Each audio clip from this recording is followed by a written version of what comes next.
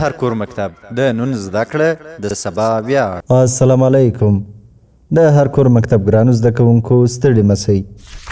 د دوهم ټولګي د ریاضي مضمون اتم فصل ته ښه راغلاست. ګرانو زده کوونکو د دوهم ټولګي د ریاضي مضمون اتم فصل چې د اندازه کولو د واحدونو فصل دی 3 درسونه لري چې لاندې موضوعات پکښې شامل دي. 85 لوست غیر معیاري واحدونه د پخوانیو وختونو د اوږدوالي او جګوالي په اړه پېژندنه. په دې درس کې به موږ تاسې غیر معیاري واحدونه وپېژنو. 59 لوست معیاري واحدونه.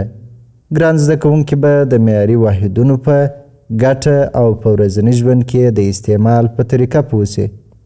په دې درس کې به موږ تاسې له متر، سانتي متر او ملي متر سره اشنا سو. 80 لوست د خطکش په واسطه د ټوټه خطونو اندازه کول. په دې درس کې به خطکش وپېژنو. د خطکش په مرسته به د لیکو یا خطونو رسمول او د ټوټه خطونو اندازه کول زده کړو. ګلالۍ زده کوونکو، اندازه کول او د اندازه کولو واحدونه زموږ د ورځني ژوند ډېر مهم موضوعات دي. زموږ ژوند له اندازه کولو څخه پرته نیمګړی دی. نو تاسې ګران زده کوونکي به د نورو درسونو په څیر د دې فصل درسونه هم ښه زده کوئ چې لا ډېر تکړه سئ. دا و د اتم فصل معرفت.